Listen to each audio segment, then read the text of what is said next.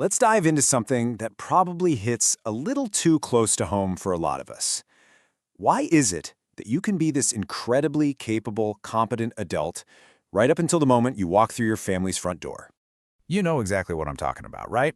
You're out in the world, managing projects, paying a mortgage, raising your own kids, but your dad makes one little comment about the way you park the car, and bam, you're suddenly 16 again, defensive, maybe a little sulky. It's just a baffling experience. So, first things first, if this is you, you are so not alone. This whole family time machine thing, it's a real, predictable, and incredibly common psychological phenomenon. And get this, it's not a personal failing. It's actually a feature of how our brains are wired. And that's the real puzzle, isn't it? This wild contrast between who you are every other day of the year and who you become in that very specific family environment. So, what on earth is actually going on? Let's unpack the psychology behind it. Okay, this next idea is probably the most important thing to get your head around. Slipping back into your teenage self is a temporary state, not a permanent trait.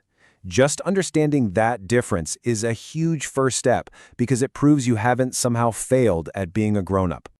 Oh man, so many of us just beat ourselves up over this. We think, I've been to therapy, I've read the books, why do I still act like this? But the thing is, all that self-criticism, it's totally misplaced. This isn't some glitch in your character. There's actually a clinical term for this, context-dependent regression. Now, that sounds fancy, but let's just break it down. Context-dependent simply means it's triggered by a specific setting, in this case, your family home. In regression, that just means you're temporarily going back to older ways of feeling and reacting. The keywords here are temporary and triggered. It's not who you are all the time. So why is the family home such a potent trigger? Well, you have to think about it like this. Your brain's original blueprint for how relationships work was drawn up in that house, with those people. And those old original plans are surprisingly hard to just erase. What's getting switched on here is something called implicit memory. Now, this isn't about remembering specific events, like your 5th birthday party. No, this is the automatic, unconscious memory that's stored in your body, in your emotions. It's why a certain tone of voice from your sibling or a particular look from a parent can just bypass your logical brain and plug you right back into those old, deeply learned family dynamics. So to be clear, you aren't literally becoming a teenager again. What's really happening is that your hard-won adult skills, they kind of get fragmented. They go offline for a bit. We're talking about your ability to manage your emotions, your power to think before you react, that solid sense of who you are as an individual, even your healthy boundaries. They all just seem to crumble under the pressure of that old family blueprint. And this creates a serious internal tug-of-war, doesn't it? On one side, you've got your integrated adult self. You're thoughtful, you're flexible, you can choose how to respond. But when that regression gets triggered, you can slide over into that other state, where you're reactive and rigid. Maybe you're suddenly desperate for your parents' approval again, and you snap right back into your old family role, whether that was the rebel, the peacemaker, or the invisible one.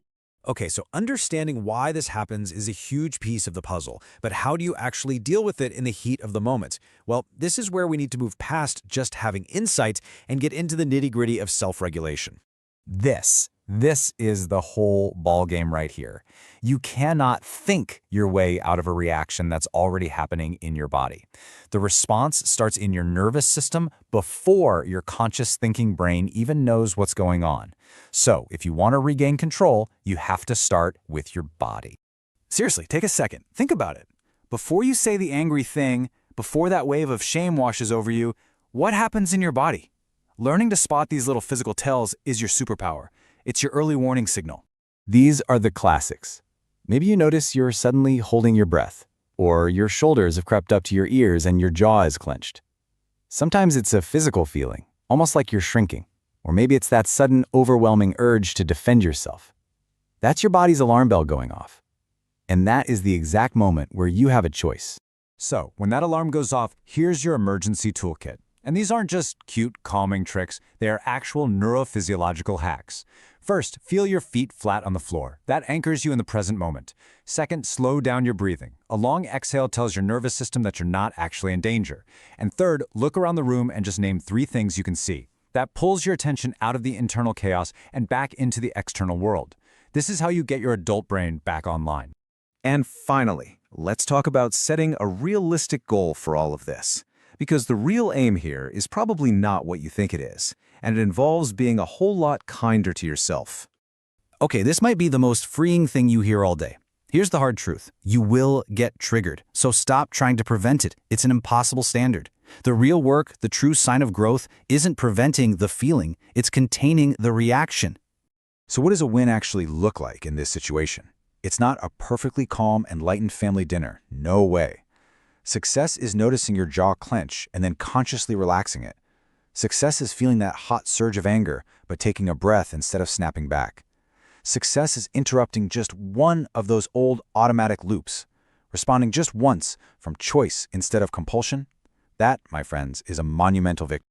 Just let that sink in for a minute. That swirl of defensiveness, that anxiety, that childish anger that gets kicked up. That is a temporary emotional state being activated by an old memory. It is not the sum total of who you are today. And that really brings us to the ultimate point here. Maturity isn't the absence of feeling triggered. Real maturity is the capacity to hold on to a piece of your adult self, to stay even just partially in the driver's seat when that emotional storm is raging.